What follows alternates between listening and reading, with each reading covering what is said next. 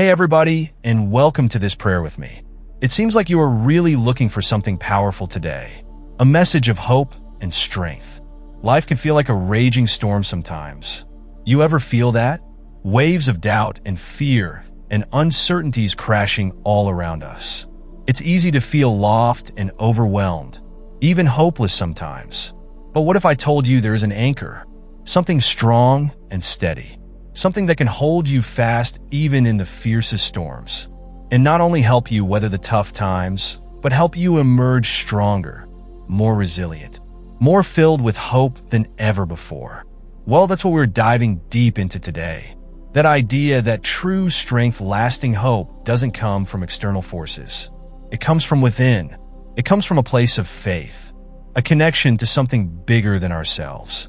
And you know, when I talk about faith, I'm not necessarily talking about religion. It's about believing in something greater, something that gives you purpose and meaning even when the world feels chaotic. It's about trusting that even in the darkest moments there is a light, a guiding force leading you towards a brighter future. And sometimes that light shines through in the most unexpected ways. Maybe it's a moment of quiet reflection, a sense of peace that washes over you when you need it most. Maybe it's the kindness of a stranger, a random act of love that reminds you of the goodness in the world. Or maybe it's the power of prayer. Now, I know this might not resonate with everyone, and that's totally okay. But for me, prayer is a lifeline. It's a way to connect to that source of strength, of hope, of peace that resides within each of us. It's a way to pour out my heart, to express my fears and doubts, but also to give thanks for the blessings of my life. And you know what? Every time I pray, I feel a sense of release, a weight lifted off my shoulders. It's like surrendering my worries and anxieties to a higher power, trusting that even when I can't see the way forward, I'm being guided, protected, and loved unconditionally. And that, my friend, is a powerful feeling. It's the kind of feeling that gives you the strength to face any challenge, to overcome any obstacle, to keep moving forward even when the going gets tough. It's alleged about asking for things in prayer. You know, it's about cultivating a sense of gratitude, of recognizing the good, even amidst the storms. Think about it.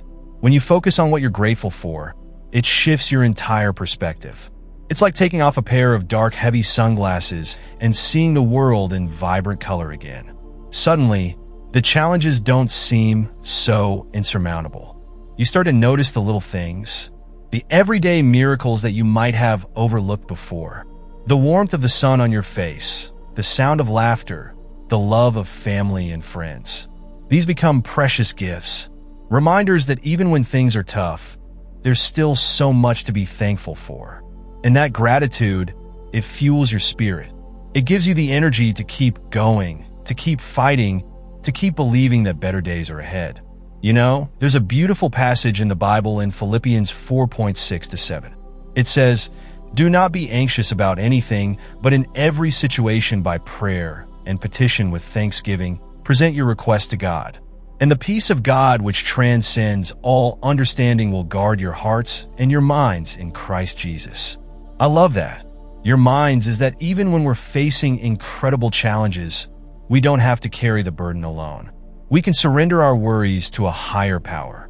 And in return, we receive peace. A peace that surpasses all logic and understanding.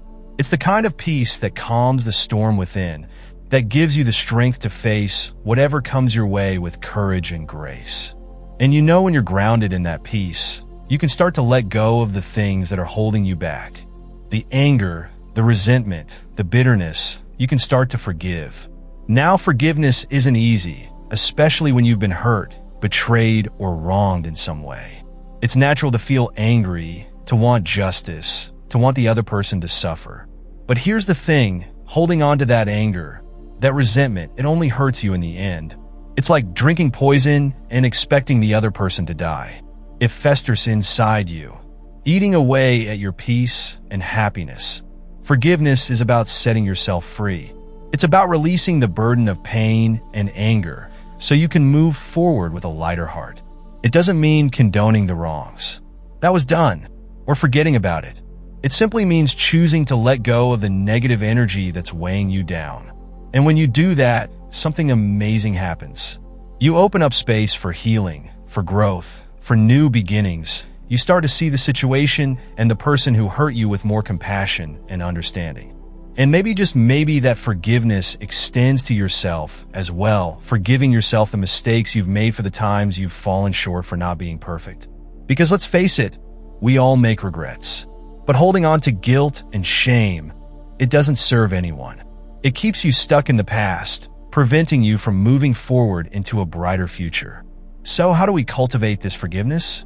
How do we let go of the hurt and anger that's holding us back?